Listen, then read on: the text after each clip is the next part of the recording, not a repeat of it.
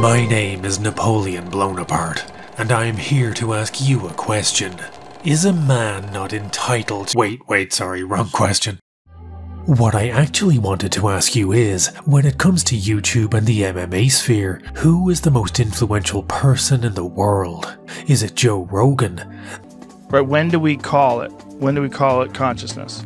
I was watching a video today that we played on a podcast earlier of a monkey riding a motorcycle down the street, jumps off the motorcycle and tries to steal a baby. Yeah, I saw that one.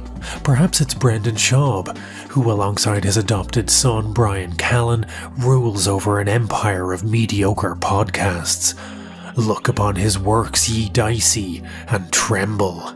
You do that History Channel show, Hunting Hitler. That was fun. Did you ever find Hitler? Yeah, so he died, and Or maybe it's Dana's own Nepo babies, the Nelk Boys, who, well, I think they do unboxing videos, maybe? Hold on, let me look this up.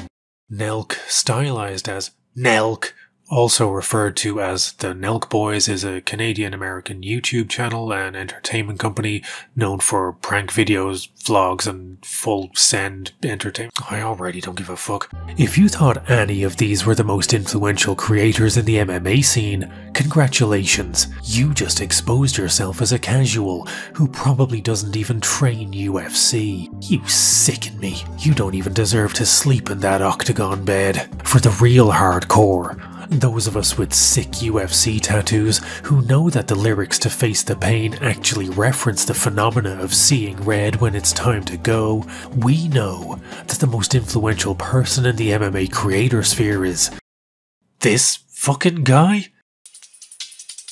My secret to success of not giving up, oh, that's because I'm not a little soft bitch. Whatever fucking complaints you guys have, shut the fuck up. Shut the fuck up about your little petty complaint. What is your mentality that's helped you from not giving up against all odds? Well, I'm not a little soft bitch. There's a couple butthurt black belts out there right now, and there's a lot of butthurt white belts and blue belts. You can't do that in 3.5 years. No, dummy, you can't. You couldn't do that in 3.5 years. You're too stupid to do that in 3.5 years. I was not.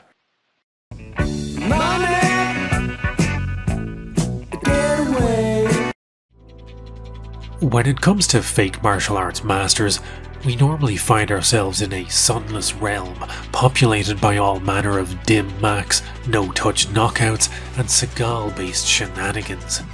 And in recent weeks, Derek Moneyberg, a character who certainly has the appearance of a conman, has made headlines for flaunting a suspiciously acquired black belt. But this man isn't a master of some mystical art like Bo-Ki-Bo, wind boxing or Wu-Tang sword style. No, Moneyberg has made headlines because he earned a black belt in that most legitimate of martial arts, Brazilian Jiu-Jitsu. Not only did he earn a black belt, he did it in 3.5 years. That's faster than 99% of people who will ever set foot on the mats. Moneyberg isn't just elite, he is the elite of the elite. There's a couple butthurt black belts out there right now, and there's a lot of butthurt white belts and blue belts. You can't do that in 3.5 years. No, dummy, you can't. You couldn't do that in 3.5 years. You're too stupid to do that in 3.5 years. I was not. I followed my own advice that I'm sharing right now. I had the best coaching team in the world. Yes. I built my own facilities. I showed up every day and worked my ass off. And I did that in 3.5 years. You might be too dumb. You might be too lazy. But don't let your low-level efforts and low-level intellect reflect to say that I can't do that in 3.5 years. I just did. Thanks for watching this video, guys. I hope Derek's success story inspires all of you to go out and achieve your goals. Just like— wait a fucking minute. What the hell was that? Okay, so there is more to this story than just the inspirational tale of a man who seemingly did the impossible and earned one of the most difficult to attain rankings in all of martial arts, faster than even the most talented of practitioners like BJ Penn or Gio Martinez. For the last 3 years, Moneyberg has been slowly but surely making inroads into the world of MMA. The list of UFC superstars to grace Moneyberg's casting couch is growing by the day. Derek has flopped down for conversations with Bilal Muhammad, Kamaru Usman, Michael Bisping, Forrest Griffin, Bruce Buffer, Glover Teixeira, Shaq Liddell, Chris Cyborg, Yohan Dustin Poirier, Cody Garbrandt, Kayla Harris and Alex Pereira. If you can think of a fighter, there's a good chance that Moneyberg has hung out with them, and an even better chance that you still don't know who this guy is and haven't seen a single second of any of these interviews. So just who the fuck is Derek Moneyberg? And why is he encroaching on the MMA and BJJ landscapes like an invading army? To make sense of the present, we need to understand the past. Before Derek Moneyberg was Derek Moneyberg, he was just plain old Dale Buskowski. And okay, so changing your name to Moneyberg I get. You want people to hear your name and think of success and wealth, so you smash together a portmanteau that makes people think firstly of money and secondly of successful businessmen. Et voila, you get Moneyberg. But changing your name from Dale to Derek? That's like upgrading from beige to slightly off beige. It's like swapping load for reload. They're just different variations of the same terrible theme. If you're rebranding, why not go all out and name yourself Spunk Moneyberg? That way you get sex, money and power all in one name. But Dale to Derek, that's the kind of change most people wouldn't even notice, but would be helpful if you're trying to mask a past identity that is riddled with shady dealings, questionable businesses, arrests, and familial criminality. Before he became a wealth coach to UFC royalty, Moneyberg and his family had a checkered past. His father and uncle were arrested for cocaine smuggling, and a young Derek ran with a bad crowd. His early years saw him arrested several times. The earliest run-in with the law that I could find was this arrest photo from 2008. And yeah, I know what you're thinking. What the fuck happened?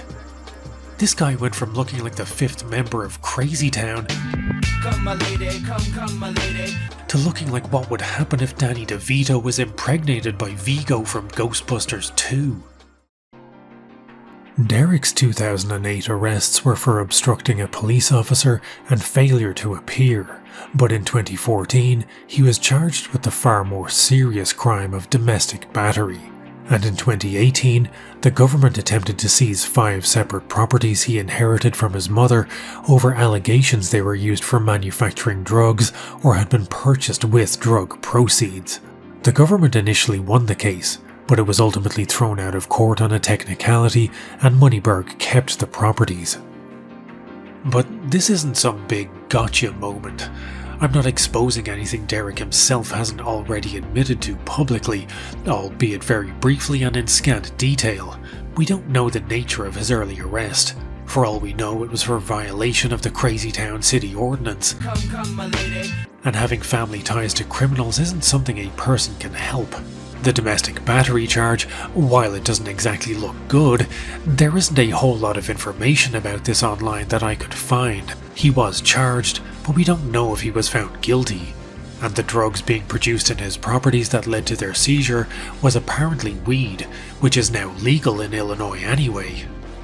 So let's give Derek the benefit of the doubt here, and assume that somehow the arrests and the domestic battery were all just a misunderstanding, and move on to the next chapter of his life, in which I'm sure nothing weird or creepy will happen.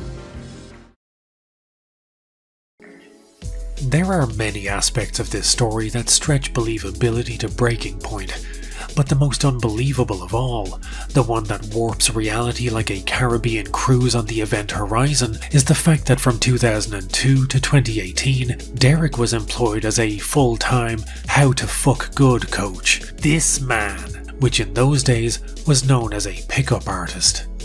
And you may need to steel yourself for what's ahead, because where we're going, we will need eyes to see. If you're not aware of what pickup artistry is, well, first off, congratulations. I can only wish to revert to such a childlike state where the corridors of my mind were not overflowing with such enduring horrors.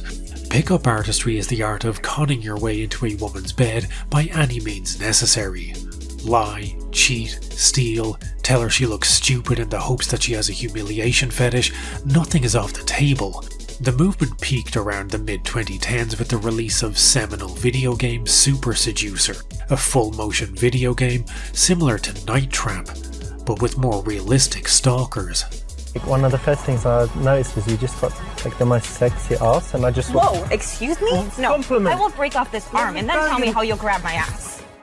In the game, that's cool. In real life, totally illegal. Sorry, I just gotta take a quick note here. Sexual assault equals illegal. Okay, got it. Derek was the head pipe game coach at a company called Real Social Dynamics and went by the online name of RSD Derek. He taught a course called The 10 Commandments of Game and bragged that he could help you build an abundant sex life with high caliber women, dashing the hopes of all of us who prefer low-rent skanks. He also claimed that helping men drown in pussy was his life's goal. This man. Most of Derek's online presence from this era has wisely been scrubbed from the internet. His Instagram is gone, his YouTube page is gone, and the man once known as RSD Derek remains a digital ghost. Almost. For anyone wondering what kind of game Moneyberg had when it came to the ladies, I was unable to unearth this quote from someone who attended Derek's dick camp, which gives us a real insight into just what kind of game this man was working with. I was with him the other week in the upper Midwest when, in an angelic voice, he dropped this line on an ivory-schooled businesswoman in a silent and populated elevator. My, aren't you just an adorable little kitten? I would just love to fuck you up the ass behind a dumpster like the where you are. Oh Derek, you old honey dripper. On his website, Derek claimed, and I quote, "What was will be, what is will be no more. Now is the season of evil." Shit, sorry. What he actually claimed was to have dated some of the most beautiful women in the world, including 3 Playboy models, several other print and runway models, celebrities, and Ivy League educated women. No Vassar hose for this man. It's just a shame all of those Ivy League educated women go to a different college than you, so you probably don't know them. He later upgrades this claim to say that he's dated thousands of high caliber women. This man. But don't take Derek's word for it. Let's see what some of his clients had to say. And I should just preface this by saying that these are real testimonials taken from Derek's website. None of what you are about to hear was made up or embellished. Hi Derek, this is Edward. I had taken your April 14th to 16th boot camp in Sydney. I just wanted to say that since the boot camp, I've slept with 5 girls in a span of 2 weeks, 3 of which were really attractive. Hi Derek, the results were fucking amazing. I pulled 6 girls home in 5 days right after the boot camp, whereas I didn't fuck them all. I guess the highlight was that one of them took a dump in my bed after she had an orgasm. No joke, the whole bed was full of shit.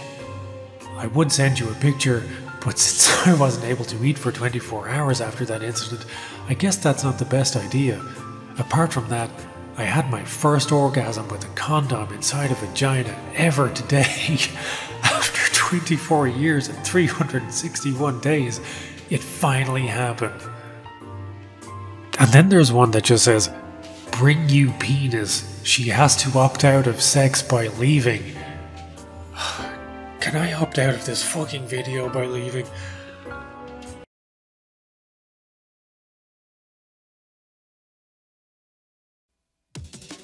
Unfortunately for thousands of high-caliber women everywhere, Moneyberg quit his position as Chief Cock Commander at RSD in 2018.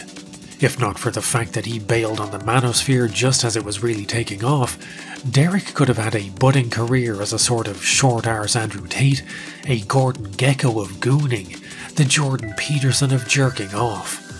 Actually, I think that's just Jordan Peterson. Leaving behind the world of lying about every facet of your existence in the hopes that it will trick a woman into liking you, Derek rebranded himself as a wealth coach. And if you'd like to take a guess as to what his wealth management course was called, I guarantee you're going to guess correctly, because it was called the 10 Commandments of Wealth.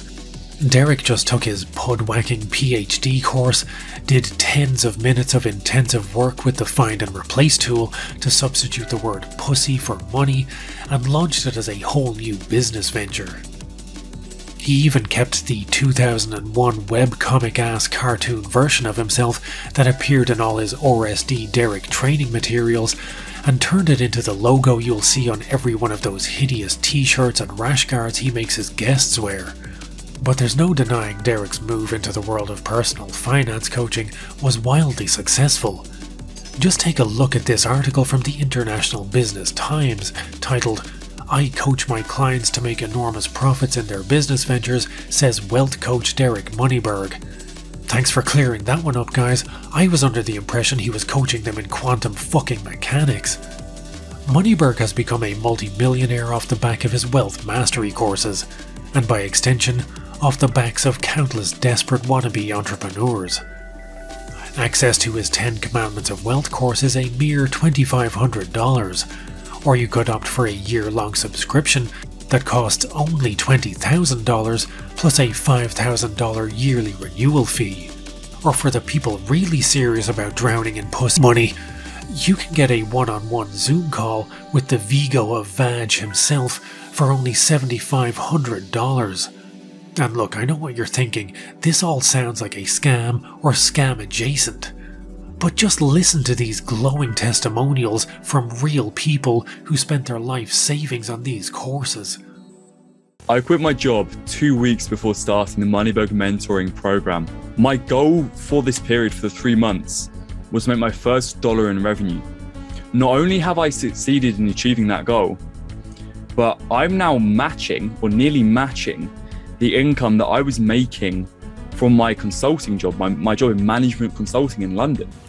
Hi, so I just wanted to express my sincere gratitude towards the Moneyberg mentoring program. It's really just a community of winners. And I've learned a tremendous amount on entrepreneurship, and most importantly, how to win at life.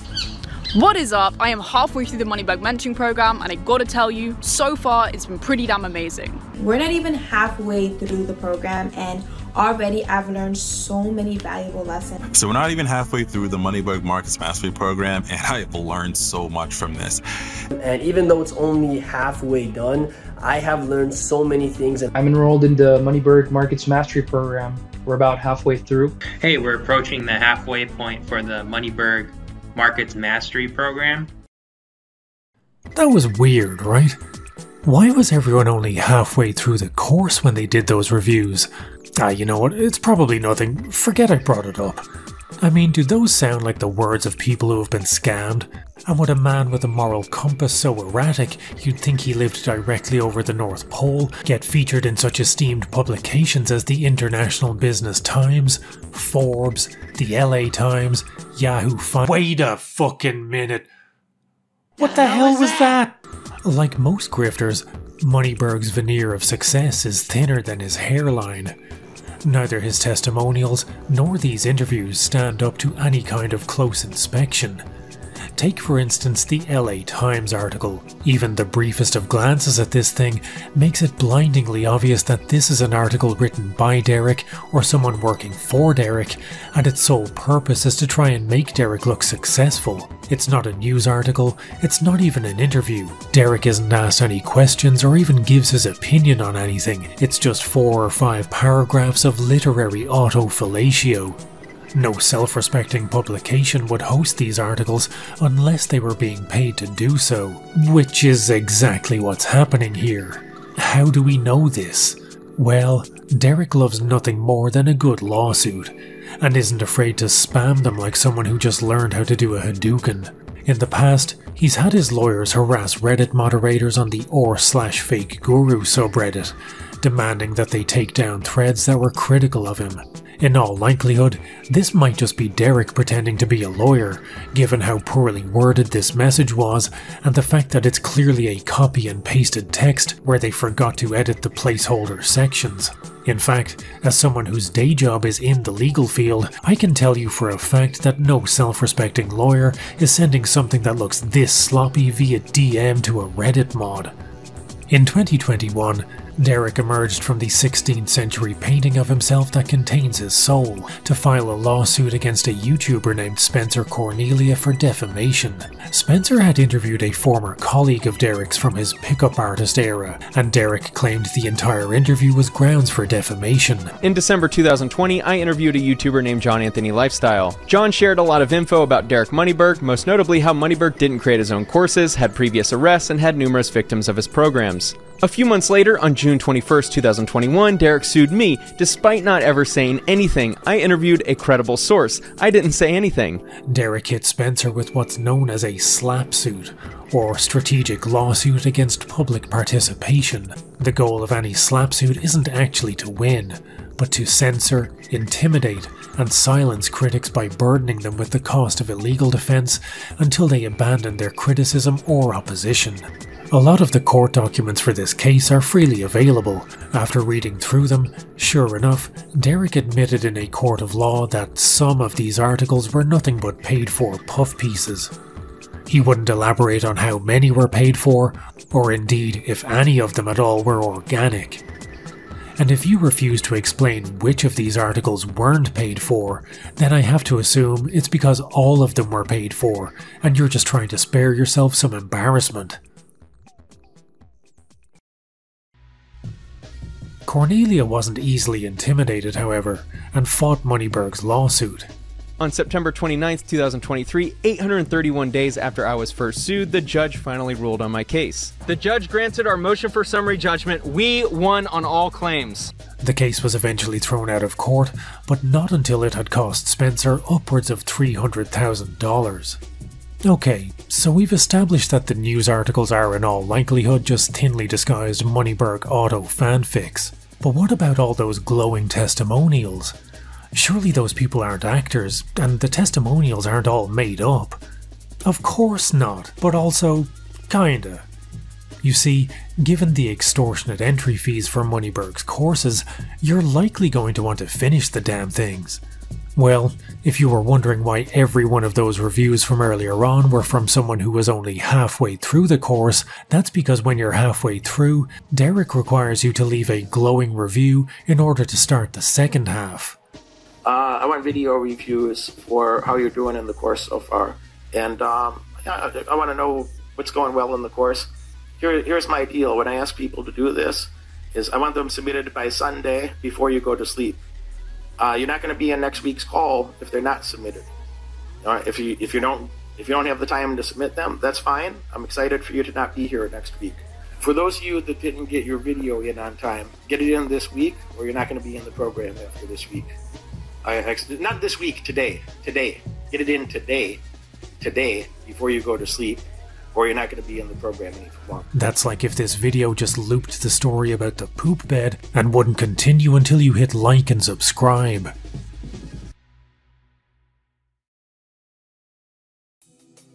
It's also worth noting that all of those reviews are hosted on a website called DerekMoneybergReviews.com, which doesn't exactly scream impartiality.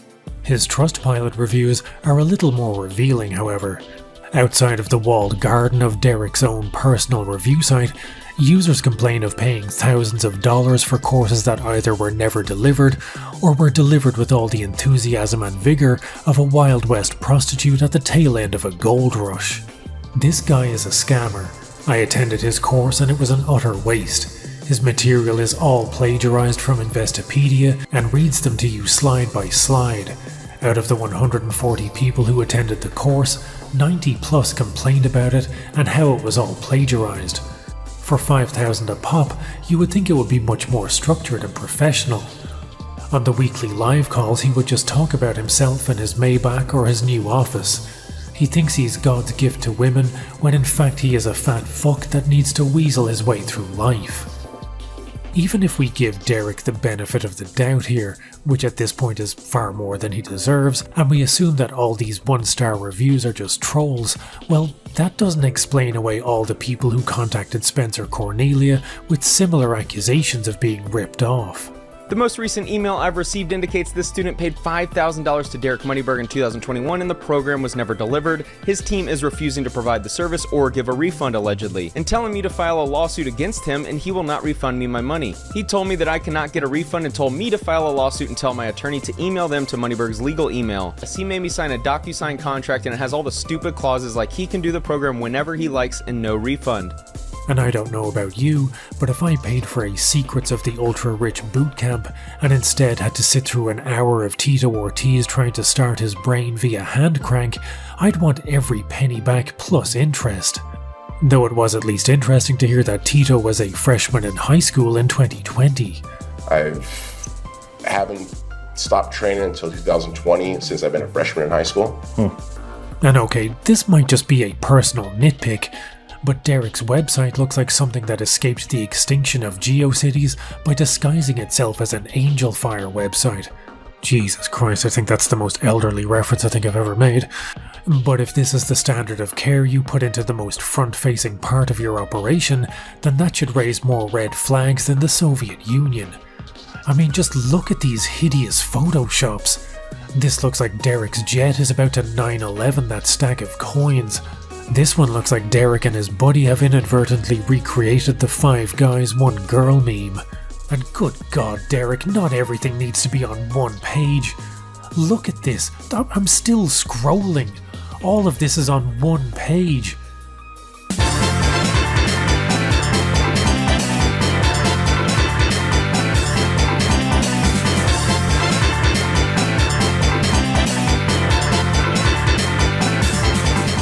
The last time I saw web design this horrifying, it was in Return of the fucking King. One slightly boring yet pertinent fact about Derek's website is that while Moneyberg loves to portray himself as this big, successful finance guru, his own website's stats tell a different story. Backlinks are what rank a website's popularity and trustworthiness, and basically the more websites on the internet that offer backlinks to your site, the more trustworthy and authoritative you are deemed. According to a review of Derek's website done by TradersUnion.com, the average number of referring domains for a financial company is around 796. Derek's website has 65. Traders Union's review said Derek Moneyberg's backlink profile is well below the industry standard, indicating a very low online visibility and authority. I can't afford to join any of Derek's courses to try and get a behind-the-scenes look at what they truly entail, but one of the more frequent guests on his channel was former women's strawweight contender Claudia Gadelha. Claudia Gadelha, something like that. Yes. Since their introduction, Claudia has spun off on her own financial guru journey and now sells wealth management courses for the far more affordable fee of a $35 a month subscription. I can't afford to take Derek's courses, but I can afford Claudia's. Napoleon got here. It seems like you saw a lot of my content.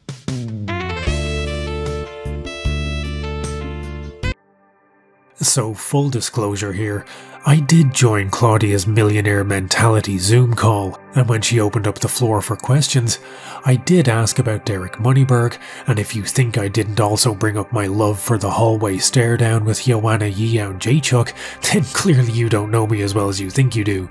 However, this is a private group, and Claudia was unaware that I was recording, so unfortunately that means I have to respect her wishes that everything said there remain private and be treated as off-the-record discussion. Thankfully, as someone who once rooted for Claudia when she was fighting, what I can say is that I was pleasantly surprised to find her course was actually pretty interesting.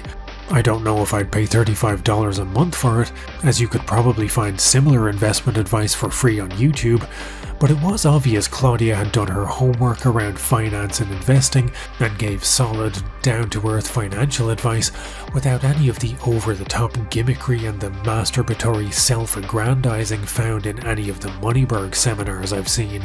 Honestly, I had very little to complain about. So I just commented, "Where's the Epstein files, Donnie?" on an article she had written about Trump, and then left the group. I don't doubt that Moneyberg has money. But what I do doubt is that he has anywhere near as much money as he claims.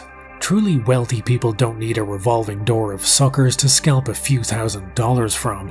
Mark Zuckerberg isn't out here offering a course called The 10 Commandments for the Ruination of Society and the Trampling of Morality. Jeff Bezos doesn't charge 20 grand a year to get on a monthly Zoom call and talk about his pipe game for 2 hours.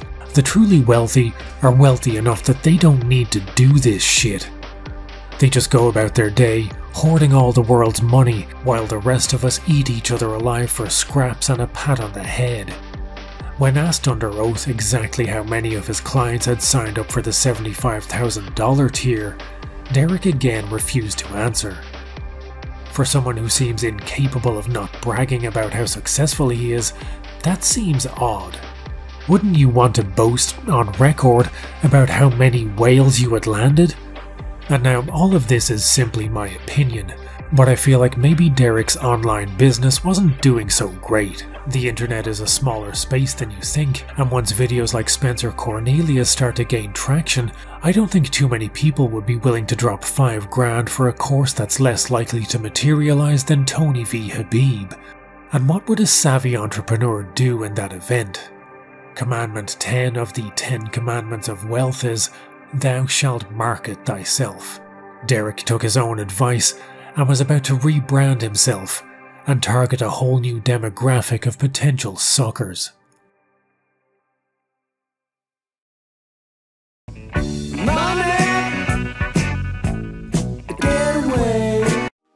If you scroll through Derek's videos, you'll notice a curious trend. From his channel's inception, Moneyberg was, as you would expect, posting wealth coaching seminar videos. It's pretty standard stuff that sounds like dialogue from an alternate reality version of The Wolf of Wall Street, where all humour was removed and Leonardo DiCaprio's role was played by a mustacheless Ron Jeremy. We're changing the world. We are changing a lot of lives. I want you to be one of them. Poverty is a lifestyle choice. Middle class, that's a lifestyle choice. It doesn't have to stay that way, man. You might be there now, you don't have to stay there. It's a lifestyle choice. Balling out of control, that's also a lifestyle choice. Moneyberg offers up nuggets of wisdom such as the first million is the hardest, which I'm sure will be earth-shattering news to all of us who have been stuck on $999,999 and just can't make that one last dollar. But 3 years ago, there was a strange shift in Derek's uploads. The painfully dull seminar videos and demotivational speaking were now peppered with painfully dull interviews with professional fisters. The first such video was an interview with boxer Paulie Malignaggi.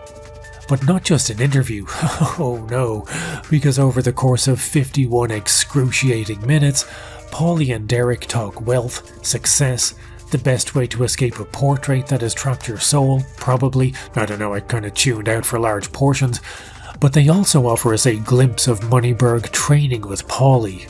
I'm going to be charitable here and say that this was obviously Derek's first attempt at boxing, so while he does indeed look like the least athletic person at a boxercise class that is for some reason being held in his kitchen, I also know that outside of boxing prodigies, this is what every single person who ever picked up a pair of gloves looked like on their first try, me included, so there's no point in critiquing this footage, aside from wondering why he thought it was a good idea to show any of this footage to the world at large in the first place. Balling out of control, that's also a lifestyle choice. But Malignaggi wasn't an outlier. He was the echo that started an avalanche. And soon afterwards, Derek was joined by another fighter that should be recognizable to most of you, Michael Chandler. Chandler took time out of his busy schedule of following Connor around like a freshly hatched duckling to teach Moneyberg some wrestling basics, and record the second most excruciatingly boring interview since, well, Moneyberg's interview with Paulie Malignaggi. Chandler's own brand of motivational speaking may not be for everyone, as it mostly consists of weirdly aggressive yet somehow sycophantic call-outs of Conor McGregor. But you can't deny that the man is entertaining, so it takes a special kind of host to instill Chandler with the kind of energy that can only be described as just woken up from a minor surgical procedure. From Chandler onwards, Moneyberg seemed to be attempting to speedrun the entire UFC roster. The complete list of fighters Derek has spoken to is Rich Franklin, Gilbert Burns, Shogun Rua, Khalil Roundtree, Jake Shields, Henry Cejudo, Lyoto Machida, Andrei Arlovsky, Bilal Muhammad, Frank Mir, Kamaru Usman, Michael Bisping, Forrest Griffin, Anthony Smith, Juliana Pena, Mark Coleman, Glover Teixeira, Jack Liddell, Chris Cyborg, Joanna Yeon Jachuk, Dustin Poirier, Cody Garbrandt, and I think that's all of them. No, wait, fuck. Hoist Gracie, Angela Hill, Kevin Holland, Mark Kerr, Vanessa Demopoulos, Alex Pereira, and Charles Oliveira. Moneyberg even seems hell-bent on making me specifically hate him, as he not only interviewed but trained with my OG women's MMA crush, Claudia Gadelha. And, oh god no, not you, Valentina, anyone but you. It should have been me, Moneyberg. It should have been me. If you can think of an MMA star, there's a good chance this man you'd never even heard of until 25 minutes ago has had a painfully dull conversation with them. And I use the term painfully dull without a shred of hyperbole. These videos are what the 1.5x speed button was invented for. There's a world of difference between a fighter interview with Ariel Helwani and a fighter interview with Derek Moneyberg. Go watch literally any interview with Ariel and a fighter, from the borderline insanity of his interview with Mayhem Miller. You know, man. Yo, bro, I'm fucking sick of it. Yo, okay. You know what? You guys fucking have your fucking stupid internet radio show in your mom's basement. To the thinly veiled hostility of his interviews with Dana White. I don't give a shit what Ariel Helwani thinks. Fair enough. Who the fuck is Ariel Helwani? The interviews are engaging, and the participants, Dana White aside, clearly enjoy being there. Now compare that with literally every single interview Moneyberg has ever conducted. Guests are silent for large portions of every interview, as Derek spends most of the runtime talking about himself, or asking his interviewees to talk about him and how great he is. Conversations center on his mindset, his success, how he got the nickname Scourge of Carpathia, Sorrow of Moldavia, rather than just posing any kind of interesting questions.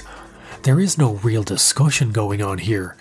Derek just occasionally jokes about all the broke people in the world, while his guests half-heartedly laugh along, worried about upsetting the man who has very clearly paid for them all to be there, but also concerned about the optics of laughing at the pores from a leather sofa nestled inside a millionaire's mansion. Derek also makes the bold stylistic choice of having his guests sit beside him instead of across from him. This gives a lot of his interviews an awkward, uncomfortable vibe as they hold conversations without ever actually looking at each other. His guests often appear languid or bored.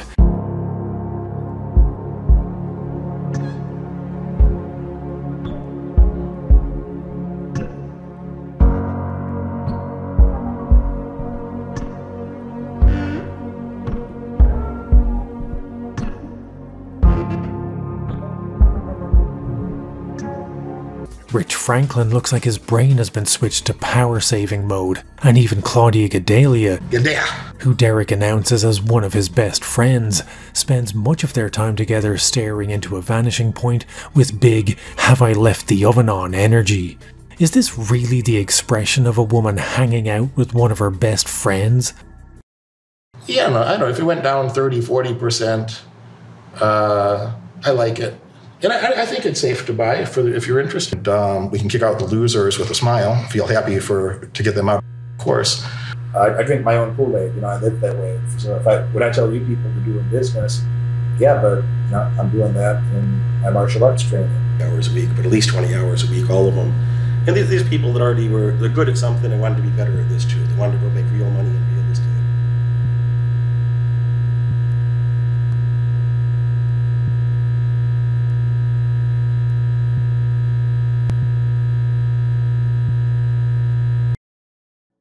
I also get the feeling that, despite hosting a bigger roster of fighters than Marvel vs. Capcom 2, Derek's knowledge of MMA is on the level of a strip mall karate coach.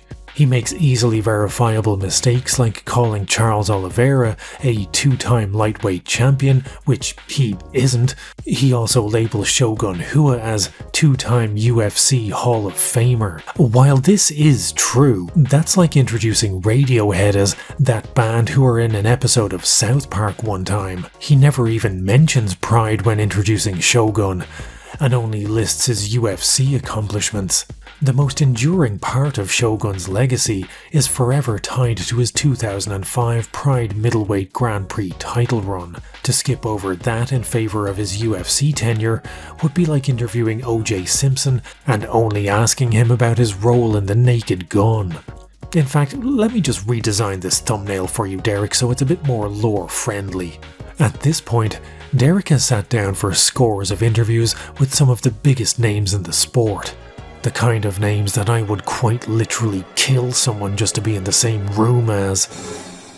But with all of that star power, why is Derek getting less views than the leaflet that comes with a box of aspirin? At time of writing, Derek has 175,000 subscribers on YouTube. It's a pretty respectable number. It doesn't put you anywhere near YouTube elite status, but it's definitely a nice figure. Arguably, the biggest star he could have had on his show is Dustin Poirier. Moneyberg talked to him over a year ago, and since then, that video has racked up a whopping 29,000 views. Okay, so that's not great. So what about Alex Pereira? Surely his loyal army of shamasexuals ensured at least a few 100,000 views for that one. Oh. 20,000 views in a year for a video with a UFC superstar is an unmitigated disaster. I released a 49-second long shitpost video of Tito Ortiz clips, and I was disappointed it only did 29,000 views, but even that's still more than Derek managed for talking to one of the biggest fighters in MMA. But getting less views than Helen Keller's coloring book isn't an anomaly for Derek. No matter who he gets on his show, not a single video he's released in the past year has managed to break 100,000 views. Kayla Harrison is on fire currently thanks to smashing more women than RSD Derek, yet an interview with her still can't even hit 100,000 views in a month. In fact, barely any of Moneyberg's videos even managed to get past 30,000 views. There are two explanations for this. For one, Derek's videos are the most excruciating thing to sit through since that lockdown-era rendition of Imagine. Imagine there. No! I'm not doing this shit again! Derek's videos are unutterably boring. Honestly, who cares what Andrei Arlovsky thinks of electric cars? And who gives a fiddler's fuck what Hoist Gracie thinks about day trading? Ask him why they went out of their way to prevent judokas from entering UFC 1, and maybe I'll watch that. Secondly, Derek's viewers are mostly bots. One way to prove this is to compare statistics using the Social Blade website. Here you can see the average monthly subscribers for my channel. The graph looks like a mountain range, with peaks and troughs, and the subscribers gained each month varies wildly, from 8,000 one month to 2,000 the next. Generally, the peaks coincide with a new video release, the troughs during a downtime. Just to make sure this isn't some statistical aberration specific to my channel, you can see similar patterns on other channels that have around about the same amount of subscribers as I do. But now, look at Derek's. If my stats were a mountain range, Derek's is a mesa. This is because through some bizarre occurrence, possibly the spell that kept him trapped in that painting, since June of 2023, Moneyberg has managed to acquire 1,000 subscribers every month, almost without fail. Never more, never less. Always 1,000 subscribers on the button. On the months where he doesn't get 1,000 subscribers, he gets 0, meaning he probably forgot to pay for his Bot Farm Plus subscription that month. The only possible explanation for why he so consistently gains the exact same number of subscribers almost every month is that these are paid for fake accounts. The irony here being that you can buy 1,000 followers on YouTube for roughly €22, so the fact that Derek is only getting 1,000 followers a month means he's actually being pretty frugal for someone with such a lavish lifestyle. But these statistics can be off, and people have accused Social Blade of being inaccurate, so in the name of thoroughness, I spent an entire day poring over Derek's subscribers and their comment patterns to ascertain how many are fake accounts and how many are real. You have no idea how I suffer for my art. I did math for the first time since I left high school. I made a fucking spreadsheet for this. And people, you have no idea how deep this rabbit hole goes. Using a sample of 10 of Derek's videos, I totaled up the amount of comments across all 10. It averaged out to 16.22 comments per video. That's pretty low, so my next step was to cross-reference the accounts that were commenting. The easiest way to spot a fake account is that they have auto-generated sounding usernames and post very generic comments.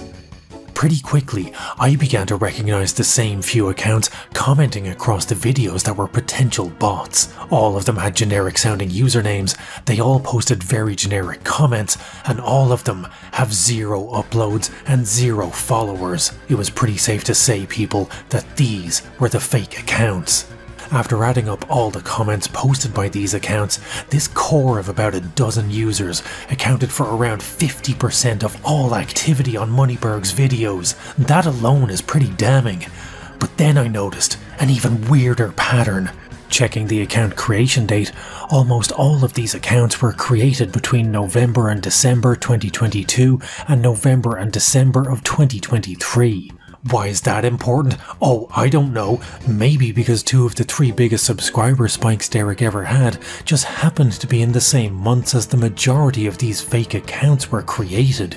There were a few outlier accounts created in 2023, but even those all shared just a handful of identical creation dates. Knowing that if an account was created on one of these 13 specific dates, it almost certainly denoted a fake account, I went back and combed through every single comment, not only looking for accounts with generic usernames or posting generic comments, but also checking the account creation dates of every single person who commented on a Moneyberg video. This more than doubled the amount of fake accounts I could confidently identify, and revealed that not only were the fake accounts posting comments, in some cases they were even replying to each other. And on one video, 99% of comments were from fake accounts, and the one comment that wasn't fake is from an account that I suspect is fake but had a creation date of 2020, so I'm giving it a pass anyway. So it is my finding, Your Honor, that on these 10 videos alone, there is a core group of 37 fake users whose comments account for 77.26% of all comments, which leads me to believe the following: 77% of all Derek's engagement is from fake accounts, he's whack, he's twisted, and his girl's a hoe.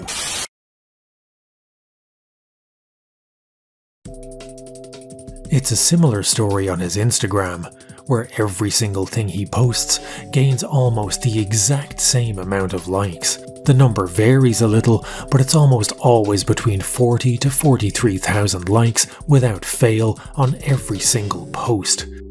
Again, the strongest explanation for this uniformity in likes, regardless of post, is that Derek has at least 40,000 bots that all like his posts, and I guess the rest of his 3.96 million followers are just really shy. Kendrick Lamar said, "You can't fake influence," but Moneyberg, it seems, is trying his absolute best. Fake followers, fake engagement, fake reviews, and fake interviews. This is the reality of Derek's online empire.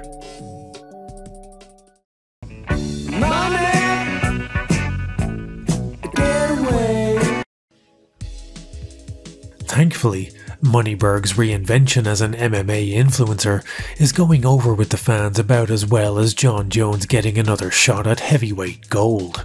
About a year ago, a thread popped up on the r/UFC subreddit that, like this video, begged the question, who the fuck is this guy and why are so many fighters going on his show? Fortunately, not a single person in the comments seemed to have fallen for the grift. with many pointing out that, much like Claudia Gadelha and her 1,000-yard stare, none of these fighters really seemed like they wanted to be there and were obviously paid guests. Blink twice if you're being held against your will, Rich. But this shift from financial seminars to fighter interviews went hand in hand with his newfound passion, Brazilian Jiu-Jitsu. Moneyberg has been posting clips of his training sessions for a couple of years now, and it's safe to say that this man is absolute ass. I'm not exactly an authority on BJJ. I mean, I could probably beat Moneyberg, but that doesn't mean that I don't suck too. So to get a more professional perspective on his skills, I spoke to my former coach from 10th Planet Jiu-Jitsu Dublin, Danny Kennedy. I'm not following the situation hugely closely, but I've seen some clips of him training. Were you impressed by any of them? I was not. I was not impressed, but again, like, this is just the stuff he's kind of publicly released. Like, I wouldn't be super impressed. Like, he certainly doesn't look, in the footage that I've seen, he certainly, like, is not looking like he's not moving like a black belt. Absolutely not. I'm obviously not in the room with Derek, or I'm not in the room watching this person getting their belt, so it's hard to say from the outside exactly what is going on. I will say that it is very unusual that people would grade that quickly, and it is probably even more unusual that people would grade that quickly without, apparently doing any sort of group class or training with other people. I know not everyone who watches this video will have trained in BJJ, so you may not really get what's so egregiously wrong with this training footage. I won't go into any kind of big technical breakdown, so the best way I can think of to convey this so that anyone who watches it can understand is to say that this is the martial arts equivalent of that time Elon Musk claimed to be one of the best Path of Exile 2 players in the world, and then proceeded to die in the tutorial mission. In a bizarrely misguided attempt to gain clout with gamers, Musk made the kind of mistakes that exposed him as someone with very minimal experience. The gameplay we could see on screen did not match the boasts. The same can be said for Moneyberg's training. The man claims to be a black belt who trains with the MMA equivalent of the Elite Four. Yet the majority of footage he has uploaded shows sloppy, poorly executed technique. If his intent was to impress the MMA or Jiu-Jitsu community, it has not worked. If this is footage from the very beginning of his training, that's fine. Much like his boxing footage, this is what everyone looks like at first, and there's absolutely no shame in that. But there's very little discernible improvement in subsequent training clips, even as his coach, Jake Shields, hands him more belts than the average Final Fantasy character. Poor technique is one thing. Not all of us are going to be super skilled phenoms, and it would be hypocritical of me of all people to dunk on someone for bad technique when that's practically what I'm known for. But the most egregious issue people have taken with Derek's training, what is essentially anathema to BJJ at a conceptual level, is that while claiming to be a black belt, Derek has never shared any footage of him actually sparring. The cornerstone of Jiu-Jitsu is that unlike other martial arts where you could conceivably get a black belt without ever laying a finger on someone in anger, BJJ is built upon the bedrock that everyone, from day one white belts up, has to spar. Every single clip on Moneyberg's YouTube channel shows nothing but him practicing moves with a compliant opponent, also known as drilling moves. I've trawled every one of these dog shit videos and I can't find a single second of actual sparring footage. And while drilling moves is important, if you have never tested those moves against a fully resisting opponent in live sparring, then honestly, all that drilling is almost useless. I know this for a fact because the first gym that I joined made you do nothing but drilling classes for the first few weeks, to the point where I thought I was real hot shit at doing an armbar or a triangle or whatever, and then as soon as I joined the sparring classes, all of my notions of technique were reduced to dust motes on a summer breeze, as I attempted to survive what felt like being thrown headfirst into an industrial washing machine. Yet another oddity in Derek's training is that he has never trained as part of a group or class setting. He just pays all the world's best coaches to fly to his home as if he were ordering up one of his thousands of high-caliber women, trains for a few days, and then sends them back.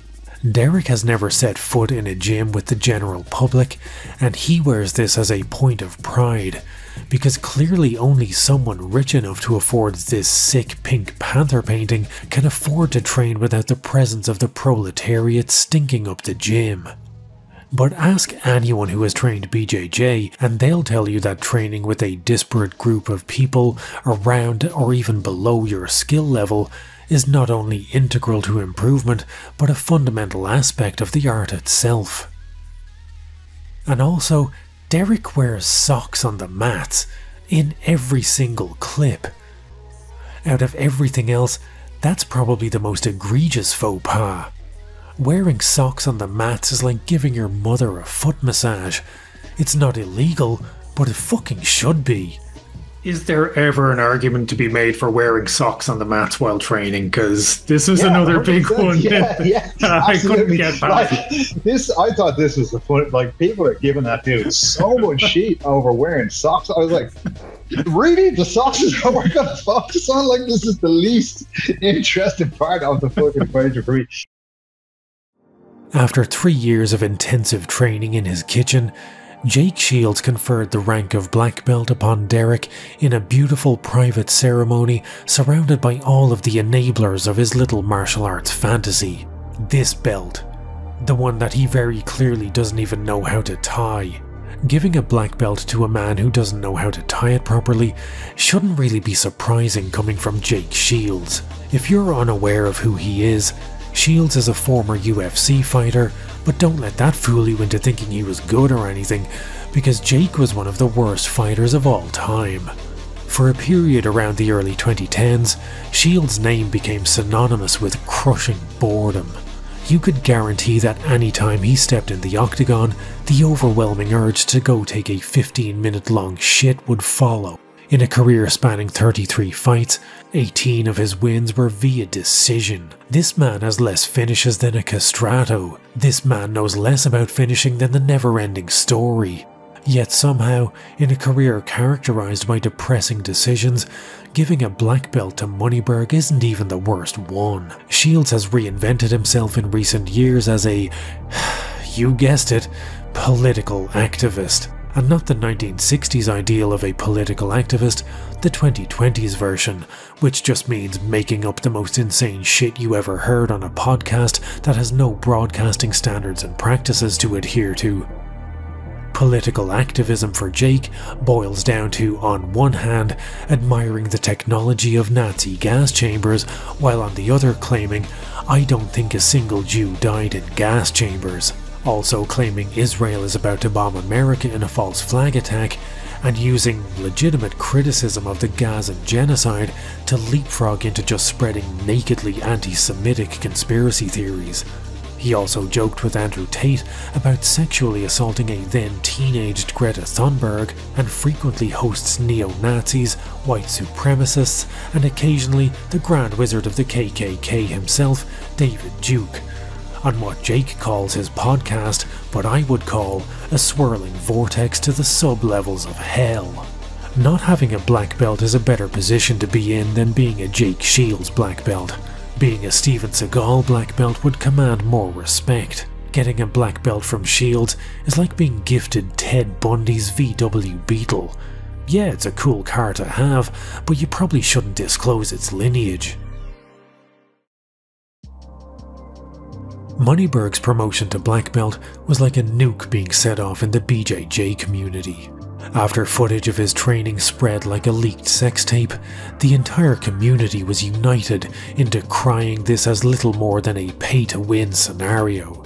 It's telling that the only Instagram post Derek has ever made that got more than a handful of comments from his bot followers was the one for his black belt promotion, but having read them, I'm pretty sure Derek would prefer the bot comments. These people were not kind. Moneyberg himself seemed angrier than that time he was defeated by the Ghostbusters. Enraged that yet another community had rejected his greasy-palmed advances, he threw his toys out of his Rolls Royce on Instagram. He screeched that he was going to stop funding the BJJ community if people didn't stop being so mean to him. But Derek isn't funding the BJJ community.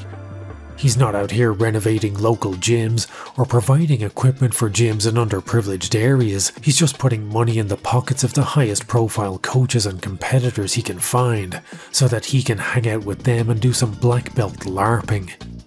If Derek withdrew from the MMA or BJJ landscapes tomorrow, not only would no one care, the only people who would be truly upset would be the 40,000 devastated bots on his Instagram. As part of my research for this video, I reached out to several fighters who had associated themselves with Moneyberg. Only one replied to me, and under anonymity told me, "My honest opinion as someone who has trained BJJ for decades is that unless you are an active competitor and phenomenon, it's impossible to get a black belt by IBJJF standards in 3.5 years. Derek is neither active competitor nor BJJ phenomenon." Moneyberg's attempt to infiltrate the world of combat sports isn't anything new. For years now we've seen influencers of every manner attempt to enter the world of combat sports for clout, and Derek is just the latest in a long line. From Jake Paul to the useful idiots of the Nelk Boys, combat sports have been fertile soil for anyone attempting to reinvent themselves with a more authoritative image. But, and I can't believe I'm about to say this, no matter how much you might dislike Jake Paul, at the very least, we've seen him get in a ring and fight. Yeah, they're less entertaining than the average world star hip-hop Waffle House brawl, but at least he did it.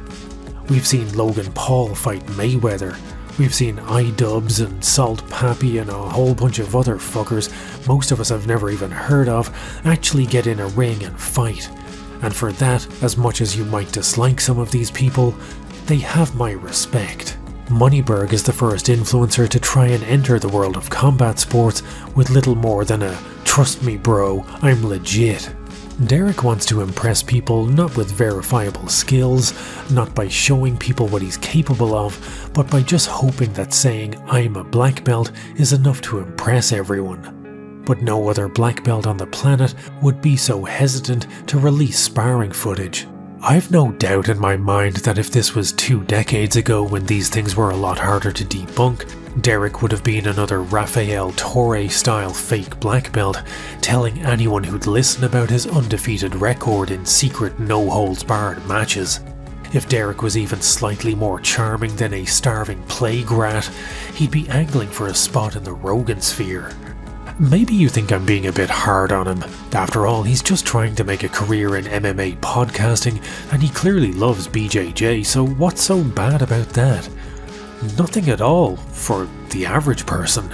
But I am sick of seeing grifters, charlatans, and general pieces of shit trying to rehabilitate their image with combat sports and treating this community like we should all get on our knees and mouth worship these people just because they deigned to validate MMA with their approval. We have Zuckerberg shredding the fabric of society in a quest for unlimited advertising dollars, and then he expects us all to forget about how Facebook enabled a literal genocide just because he's reinvented himself as an MMA bro? Get the fuck out of here. We have honest-to-God dictators co-opting MMA into their military as if an armbar is going to stop a fiber-optic drone strike, and now more than ever, we're seeing a rise in neo-Nazi MMA fight clubs. I'm just tired of MMA being looked down upon as a sport for paint eaters, and its deepening ties with all this shit isn't helping. MMA appears to be going through its very own Gamergate moment in recent times, so you'll forgive me if I don't welcome with open arms the man who launched the career of 1,000 sex pests, bankrupted God knows how many people with overpriced courses, and now seems to think MMA fans are a bunch of mark-ass suckers he can grift on.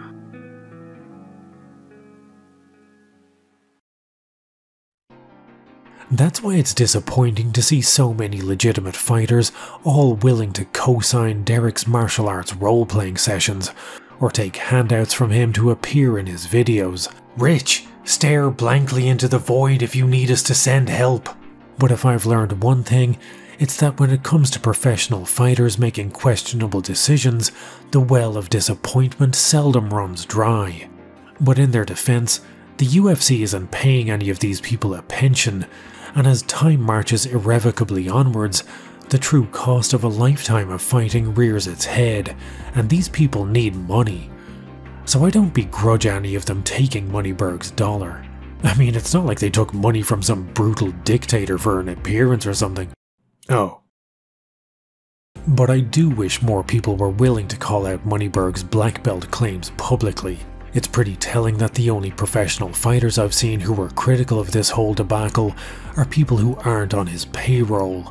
Moneyberg loves to talk about how putting in weak efforts will only yield weak results, and how there are no shortcuts to success. We're supposed to look at him as a shining example of this theory in action, all his fancy cars and fur coats being a visual reminder that this man is not a little soft bitch and you are. He put in all the hard work while you were sleeping, and as such, these are his earthly rewards, and what we should all aspire to emulate. But looking at the barren wasteland of his YouTube channel, with its standing army of imaginary accounts, his desolate Instagram feed that has somehow managed to attract the most curiously reticent 4 million people on the fucking planet, and the absolute vitriol that greeted his attempts to spend his way to a black belt, and Derek becomes the very embodiment of what happens when you put in weak efforts. But I guess, if all you care about is seeing a line go up and hollow praise, if all you care about is the destination, you may as well sleep through the journey.